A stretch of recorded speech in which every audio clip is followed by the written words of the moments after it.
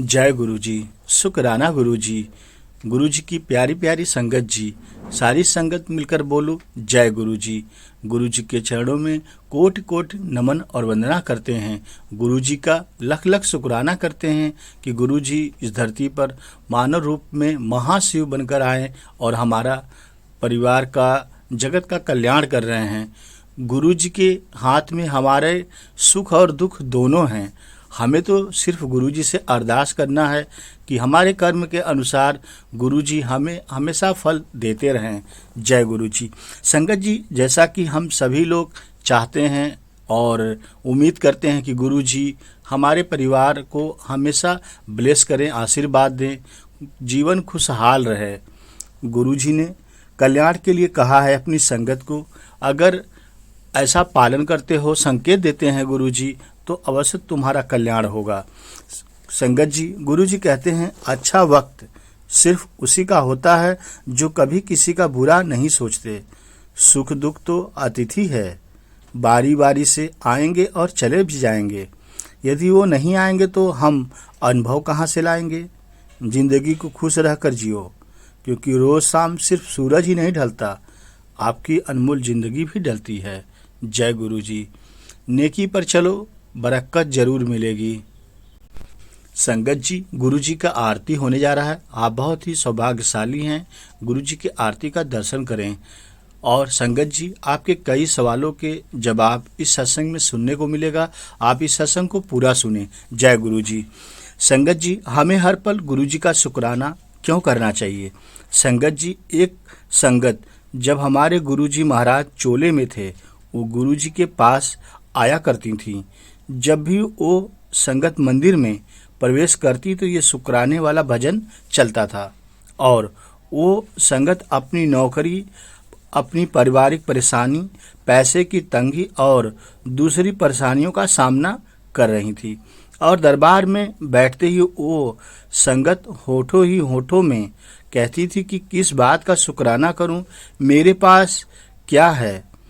मैं तो आपके पास आता हूं, आपने दिया क्या है मुझे परेशानियों के अलावा। और दुखी मन से माथा टेक कर वापस चली जाती। लेकिन जब भी गुरु जी के पास वो संगत बैठी होती तो ये शुक्राने वाला भजन जरूर लगता। और संगत को जख्म पर नमक की तरह महसूस होता कि जब भी मैं बड़े मंदिर आती हूँ तो शुक्राने वाला भजन तो लग जाता है, लेकिन किस बात का शुक्राना करूँ। गुरुजी तो मुझे ब्लेस करते ही नहीं, मुझे न कुछ मिला ही नहीं। और उल्टा सीधा सोचकर आज्ञा लेकर घर वापस चला जाता। जब भी आज्ञा लेने जाता तो गुरुजी को मंद मंद मुस्कुराते देखकर और बुरा लगता था।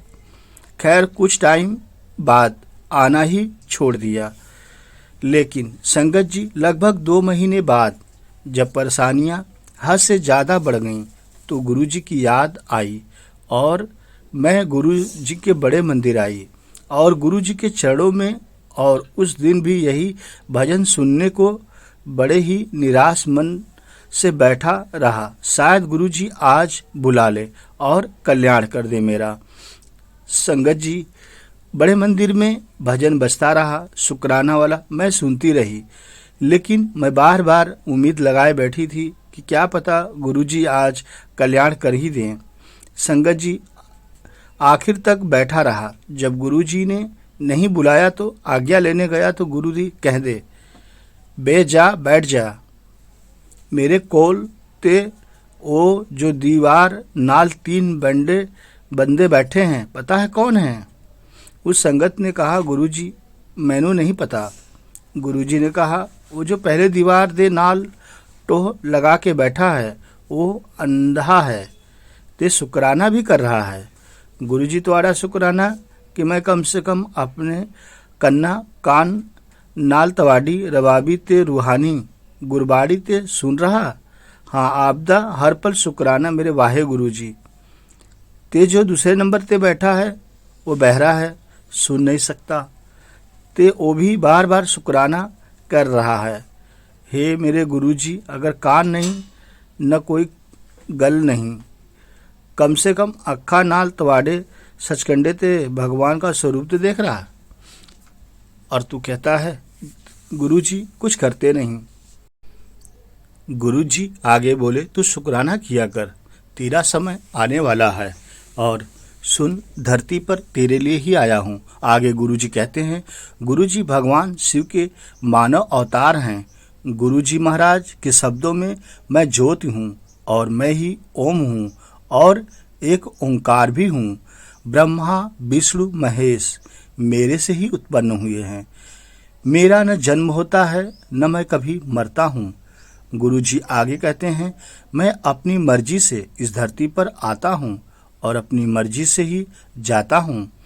गुरुजी आगे कहते हैं, तुम सब बड़ी किस्मत वाले हो जो मेरी शरण में हो। मैं तो परमात्मा हूँ, न मेरे से पहले कोई था और न मेरे बाद कोई होगा। पहले भी मैं था और अब भी मैं हूँ और आगे भी मैं ही रहूँगा। न मैंने किसी से गुड़ मंत्र लिया, न ही किसी को दिया है।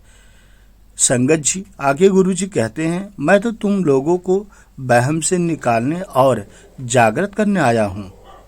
संगत जी गुरुजी आगे कहते हैं, मैं उज्जवल दिव्य प्रकाश हूँ और ओम और एक ओंकार सभी मेरी दिव्यता में सन्निहित हैं। मैं ही ब्रह्मा हूँ, मैं ही विष्णु हूँ, मैं ही महेश का निर्माता हूँ। मेरा न तो कभी जन्म होता है और न ही मेरा अस्तित्व कभी समाप्त होता है। मैं अपनी इच्छा से पृथ्वी पर आता हूँ और अपनी इच्छा से अपना भौतिक शरीर छोड़ता हूँ। संगत जी गुरुजी आगे कहते हैं, आप सभी भाग्यशाली हैं कि आप मेरी संरक्षण में हैं। मैं साक्षात भगवान हूँ। मेरा न तो कोई पूर्ववर्ती है न ही मेरा कोई उत्तराधिकारी है। पहले भी मैं था, अब भी मैं हूँ और भविष्य में मैं ही रहूँगा। मुझे कभी किसी से न कोई रहस्यमय गुप्त मंत्र ही दिया है और न ही मैंने किसी को दिया है। मैं मनुष्यों को अंधविश्वास से निकालने और ज्ञान देने के लिए मानव रूप में जन्म लेकर आया हूँ। और तो कहता है, गुरु तेरा कल्याण नहीं करेगा। गुरु तेरा कल्याण करने के लिए ही इस धरती पे आया है। तू सत्संग सुन, सिमरन कर, पूजा पाठ कर, गुरुजी में ध्यान लगा, तेरा कल्याण अवश्य होगा। समय आने पर गुरुजी की ब्लेसिंग जरूर मिलेगी। जय गुरुजी। शुक्राना गुरुजी।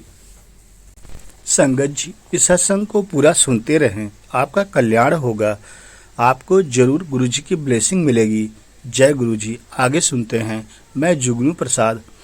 एक बार एक दुखी भक्त अपने ईश्वर से शिकायत कर रहा था, आप मेरा ख्याल नहीं रखते। मैं आपका इतना बड़ा भक्त हूँ, आपकी सेवा करता हूँ, फिर भी मेरी जिंदगी में ही सबसे ज्यादा दुख क्यों है? परेशानियों का अंबर लगा हुआ है, एक खत्म होती नहीं, दूसरी मुसीबत तैयार रहती है। दूसरों की तो आप सुनते हो, उन्हें तो हर खुशी देते हो। देखो आपने सभी को सारे सुख दिए हैं, मगर मेरे हिस्से में केवल दुख ही क्यों दिए हैं? ऐसा वो भक्त बार बार कह रहा था अपने भगवान से। फिर भगवान की आवाज उसे अपने अंतर्मन में सुनाई दी, ऐसा नहीं है बेटा, सबके अपने अपने दुख परेशानियां अलग अलग हैं। तुम इसकी चिंता मत करो, सबको अपने कर्मों के हिसाब से सुख और दुख मिलता रहता है। इंसान के हाथ में सिर्फ कर्म है, इंसान सिर्फ कर्म कर सकता है, इसके अलावा उसके हाथ में कुछ भी नहीं है। और उसके कर्म के अनुसार ही उसे दुख भी मिलता है और सुख भी मिलता है। तू व्यर्थ की चिंता मत कर, अपने कर्मों के अनुसार हर एक को उसका फल प्राप्त होता है। यह मात्र तुम्हारी गलतफहमी है कि जो तुम सोचते हो कि तुम्हें गुरुजी की ब्लेसिंग नहीं मिल रही है। जय गुरुजी। लेकिन संगत जी ऐसा नहीं हुआ। भक्त है कि सुनने को राजी ही नहीं। आखिर अपने इस नादान भक्त को समझा समझा कर थक चुके भगवान ने एक उपाय निकाला। भगवान भी परेशान हो गए थे भक्त से। फिर भगवान बोले, चलो ठीक है, मैं तुम्हें एक अवसर और देता हूँ। अपनी किस्मत बदलने का। यहाँ देखो, यहाँ पर एक बड़ा सा पुराना पेड़ है। इस पर सभी ने अपने अपने दुख दर्द और तमाम परेशानियां, तकलीफें, दरिद्रता, बीमारियां, तनाव, चिंता आदि सब एक पोटली में बांधकर उस पेड़ पर लटका दिए हैं, जिसे जो भी दुख हो वो वहां जाए और अपनी परेशानियों की पोटली बनाकर उस पेड़ पर टांग देता है। तुम भी ऐसा ही करो, इससे तुम्हारी समस्या का हल हो जाएगा। भक्त को खुशी के मारे उछल पड़ा। धन्य है प्रभु जी, आप तो अभी जाता हूं मैं। तभी प्रभु बोले, लेकिन मेरी एक छोटी सी शर्त है। कैसी शर्त भगवान? तुम जब अपने सारे दुखों की, परेशानियों की पोटली बनाकर उस पर टांग चुके होंगे, तब उस पेड़ पर पहले से लटकी हुई किसी भी पोटली को तुम्हें अपने साथ लेकर आना होगा तुम्हारे लिए। भक्त को थोड़ा अजीब लगा, लेकिन उसने सोचा चलो ठीक है। फिर उसने अपनी सारी समस्याओं की एक पोटली बनाकर पेड़ पर टांग दी। चलो, एक काम तो हो गया, अब मुझे जीवन में कोई चिंता नहीं होगी। लेकिन प्रभु जी ने कहा था कि एक पोटली जाते समय साथ ले आना। ठीक है, कौन सी वाली लूं? या छोटी वाली ठीक रहेगी? दूसरे ही क्षण उसे ख्याल आया, मगर पता नहीं इसमें क्या है, चलो वो वाली ले लेता हूँ। अरे बाप रे बाप, मगर इसमें कोई गंभीर बीमारी निकली तो? नहीं, अच्छा यह वाली लेता हूँ, मगर पता नहीं यह किसकी है और इसमें क्या दुख है। वह भक्त भगवान से बोला, इतना कन्फ्यूजन, वो बहुत परेशान हो गया। सच में बंद मुट्ठी लाख की, खुल गई तो खाक की। जब तक पता ही नहीं कि दूसरों की पोटलियों में क्या दुख, परेशानियां, चिंता, मुसीबतें हैं, तब तो ठीक लग रहा था, मगर यदि इनमें अपने से भी ज्यादा दुख निकले तो हे भगवान कहाँ हो? भगवान बोले, क्यों, क्या हुआ? पसंद आए वो उठा लो। नहीं प्रभु, क्षमा कर दो, नादान था जो खुद को सबसे दुखी समझ रहा था। यहाँ तो मेरे जैसे अनगिनत हैं और मुझे यह भी नहीं पता कि उनका दुख, चिंता क्या है। मुझे खुद की परेशानियों, समस्याएं कम से कम मालूम तो है। नहीं, अब मैं निराश नहीं होऊंगा। सभी के अपने अपने दुख हैं भगवान, मैं भी अपने सुख दुख में अब हमेशा प्रसन्न रहूंगा और खुश रहूंगा। बस आप मेरा हाथ पकड़े रहना। जय गुरु जी। संगत जी, कहने का भाव यही था कि आप पूरा सुन लिए हैं और समझ भी गए होंगे कि गुरु जी हमारा कब और कैसे, किस समय कल्याण करते हैं और हमारे कर्म कैसे होने चाहिए। जय गुरु जी। Blessing always. सबका कल्याण करें गुरु जी। शुक्राना गुरु जी का कि वो घर आए और घर में रहते हैं। एंड सबसे बड़ी ब्लेसिंग मेरे लिए यही है कि मैं अपना 18th बर्थडे गुरु जी के साथ सेलिब्रेट कर पा रही हूँ। Happy birthday to you. And उससे बड़ी ब्लेसिंग है कि गुरु जी ने हमेशा खुश रखा है। उन्होंने हमेशा बेस्ट ग्रैंड पेरेंट्स दिए, हमेशा बेस्ट पेरेंट्स दिए एंड एक्चुअल में बहुत ब्लेसफुल लाइफ दी है। उसके लिए शुक्राना। एक शुक्राना मैं बोल दूं, एक लाइन गुरु जी का ही शुक्राना है कि जब मैंने इससे कहा कि बेटा फ्राइडे है, स्कूल होगा, तो अपने दोस्तों के साथ बर्थडे मना लेना। गुरु जी के साथ सत्संग अगले दिन कर लेंगे। कहती ऐसे कैसे हो सकता है? पहली बार मैं गुरु जी से बर्थडे मना रही हूँ, मेरे लिए तो फर्स्ट भी आई है और 18th भी आई है। पहले गुरु जी से दोस्तों के साथ बाद में, पहले मेरे नाम में। ये बहुत बड़ा शुक्राना है। जय गुरु जी। शुक्राना गुरु जी, अनंतम शुक्राना। आपका शब्द नहीं है मेरे पास, किस तरीके से आपका शुक्राना करूं।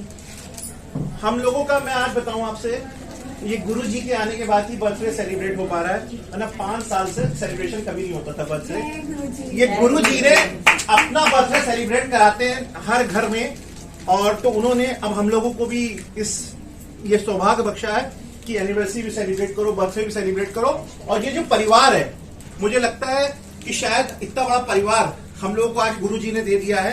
हर घर में हम लोग जिस एरिया में चले जाओ, मुझे गुरु परिवार का सदस्य मिलता है। तो मुझे लगता है कि गुरु जी ने इससे बड़ा सौभाग्य सबके लिए है। ये गुरु जी की संगत के लिए